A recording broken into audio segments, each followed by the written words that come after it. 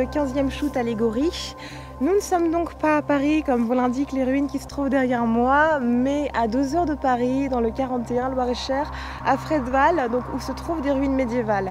Ruines que j'ai découvertes un peu par hasard il y a 3 ans de cela et qui m'avaient intéressée de suite. Elles m'ont évoqué la mélancolie. J'avais donc improvisé à cette époque-là une séance photo qui s'appelait Le Poète perdu. Poète qui regardait le ciel et qui écrivait mélancolique. Et je me suis penchée de plus près sur le terme de la sédia. Lors des premières étranges migrations des moines ermites qui ont donc choisi de voyager et de s'isoler du monde, de se consacrer uniquement à la foi dans leur voyage et dans leur isolement, Saint Antoine est le représentant de ces moines ermites. On leur disait « Attention, tu seras victime de la sédia ». La sédia est un péché religieux. C'est le 8e des péchés capitaux. Et il n'y en avait pas 7, il y en avait 8 à l'époque.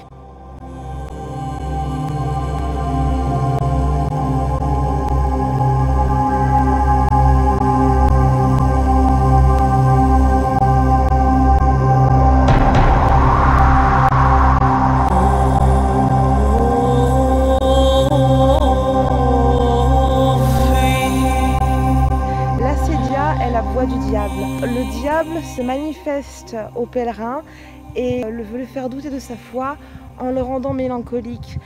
Cette mélancolie donc crée le doute. Par ce doute allaient découler tous les autres péchés. La sédia était le catalyseur des autres péchés et c'était une sorte aussi de renoncement à la foi et aux grandes choses.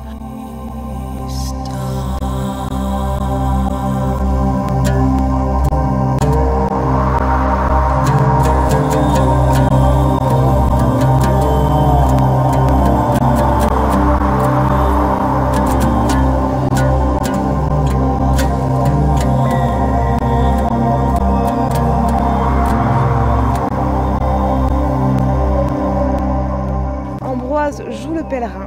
C'est un pèlerin qui est sur le chemin de Saint-Jacques de Compostelle, pèlerin qui va donc évoquer Saint Antoine, le fameux patron des ermites. Il s'arrête devant cette tour et là il se retrouve égaré, il est triste. C'est ce que lui inspire aussi ce lieu. Et pendant cette pause, attention, la sédia frappe. Le diable se manifeste à lui sous la forme de la princesse médiévale rouge Morgane, accompagnée donc de fantômes, de gueux ayant vécu à l'époque.